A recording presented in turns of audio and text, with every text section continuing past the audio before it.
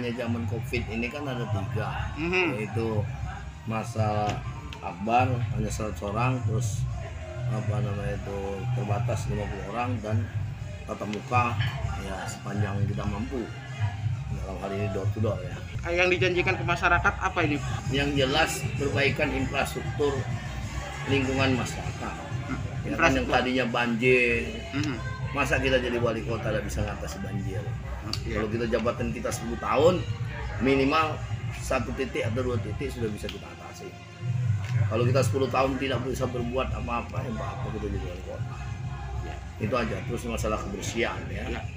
Ini masalah kebersihan ini sangat vital, bukan masalah mendapatkan adipuranya, tapi memang kita butuh bersih dalam hal ini ya. Jadi apapun kata wali kota bahwa mendapatkan adipura nyogok, ya saya kira kalau memang dia kotor ya kotor aja, nggak bisa kotor jadi bersih ya. Walaupun disogok juga nggak bisa. Gitu aja lah. Kebersihan terutama di daerah-daerah pesisir. Iya, terutama pesisir, semua daerah ini. Karena supaya kita bersih itu adalah pangkal kesehatan ya, bersih itu benar-benar beriman. Terus yang kedua, fokus kita di pendidikan. Supaya sekolah kita betul-betul sekolah yang asli, rapi, dan fasilitas yang memenuhi syarat ya kan. Gurunya, medisnya, terus begitu pun kesehatan. Kesehatan sudah waktunya puskesmas itu mewah, sekolah itu mewah, ya kan. Terus rumah sakit juga mewah juga, dengan alkesnya bagus. Kita aja nggak bisa, swab aja nggak bisa kok di sini.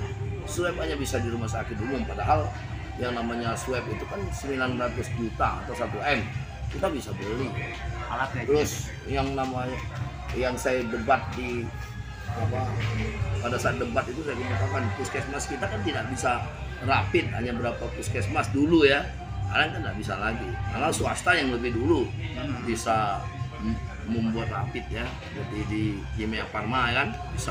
Nah, mestinya di puskesmas itu harus bisa dong. Ini kan pelayanan masyarakat. Lebih baik kantor wali kota atau kantor kecamatan lurahnya biasa-biasa saja, tetapi fasilitas publiknya termasuk sekolahan, masuk rumah sakit, puskesmas, termasuk pasar harus kita perbaiki. Bandar Lampung ini punya catatan khusus, pasar kita kotor, kumuh ya, dan tidak berisi. Nah, itu harus jadi catatan. Terus terminal, termasuk ruang terbuka hijau, termasuk destinasi wisata yang harus kita bangun. RTH kita punya rencana dong, artinya harus bangun RTH. Jadi jadikan Bandar Lampung ramah anak. Itu aja, kota ramah anak. Kalau ramah anak sudah pasti bagus, usaha memenuhi syarat semua ya itu. Terus ini membangun kewirausahaan, saya cukup 10.000, tidak boleh 100.000. Saya anggaplah 10 juta satu wirausaha kita bantu kan, dengan 10.000 kan masih memenuhi, masih masuk di anggaran kita. Tapi kalau kita 100.000 kalikan 10.000 aja sudah berapa M.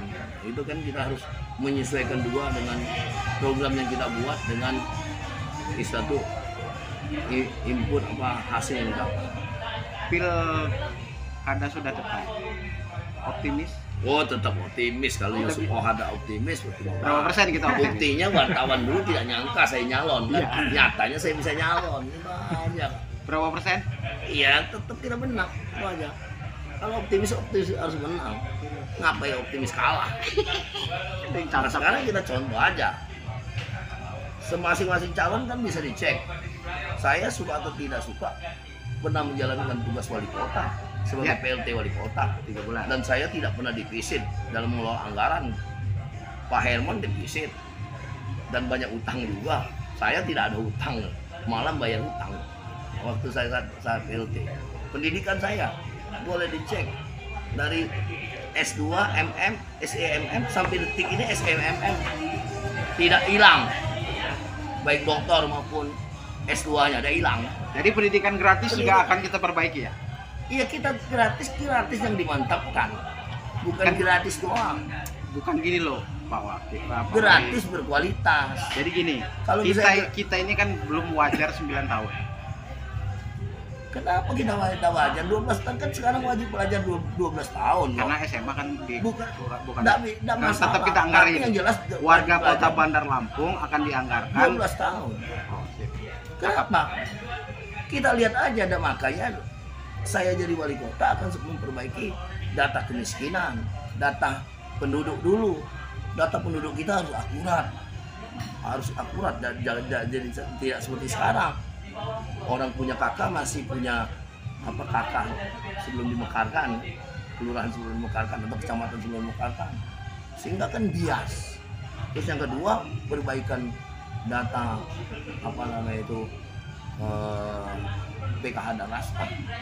Nah kalau kita sudah pegang satu data PKH dan Rastra, aman, mau billing aman, lihat aja data PKH dan Rastra.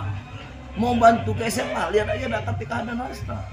Mau bantu ke bidik misi kan ada dari pusat, misalnya dari pusat bidik misinya 10 ini 5%, mungkin sisa 4% kita yang ngalamin 4%-nya.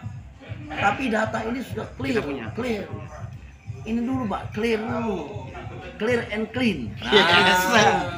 Oke, menarik itu 12 tahun kita. Pak Yusuf, artinya pendidikan keras itu dari tingkat SD sampai SMA nantinya ya Pak ya? Kalau kita Wajar 12 tahun. Kalau kita menang nanti insya Allah. Sama? Kalau kita optimis menang, pendidikan keras itu dari SD sampai SMA. Kita lihat data PKH dan Rastra. Iya. Jangan orang kaya kita subsidi. Enggak, Orang miskin yang kita subsidi. kalau wajar 12 tahun itu berarti siapapun penduduk Kota Bandar Lampung itu dibantu, tidak ada soal kaya miskin. Oh enggak, tidak bisa.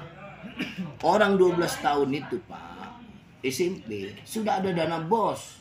Paham, Pak. Itu bantuan dari pusat. Makanya saya bilang 12 tahun. Dana BOS dari SMP dari pusat. Terus SMA itu sudah gratis kok kan. Jadi makanya saya bilang Tinggal kita memantau sekolahan itu supaya melaksanakan perencanaan pembangunan proses belajar mengajar supaya efisien dan efektif. Tidak ada penyimpangan anggaran. Jadi anggarannya memang untuk proses belajar mengajar. Jangan dianggarkan digunakan untuk misalnya ini muri atau acara pramuka lain kok. ya, Ini acara proses belajar mengajar. Jangan diacarakan misalnya untuk menghadiri peresmian flyover. Lain, nggak boleh. Dia hanya khusus untuk proses belajar mengajar, dana BOS itu digunakan. Sudah ada. Tinggal nanti kita kekurangannya kita subsidi, nggak pusing. ya namanya makanya aku bilang Terutama yang miskin, jadi Kota Bandar yang Lampung ini mendapatkan PKH dan mendapatkan Rastra. jadi Kota Bandar Lampung ini belum wajar 9 tahun. Bisa, sudah bisa kok. Nah, 12 tahun yang penting sekarang ini proses belajar mengajar 12 tahun, yaitu kita wajib belajar. Nah apakah dia di provinsi atau di kota dia wajib. Sudah ada dana BOS kok, sudah dibantu dana BOS. Nah Kan kota ini, tinggal dana BOS-nya dimanfaatkan, gubernur juga memonitori dana BOS. kota ini kan kalau kelas menengah itu masih bayar di SMP ya. Itu salah sendiri karena wali kotanya tidak ngontrol. Maka saya bilang Nah, kalau wali 9 kota harus ngontrol kok. kalau 9 Pelaksanaan di SMP itu penggunaan dana secara efisien dan efektif itu tugas wali kota kok. Jangan salah. Jangan salahkan kepala SMP, wali kota yang punya kewajiban untuk monitor. Jangan salahkan itu. Bidik misi kuliah pun ada tanggungannya. Tinggal dimonitor oleh wali kota untuk mendapatkan bidik misi. Makanya angka Rastra dan PKH harus betul-betul akurat.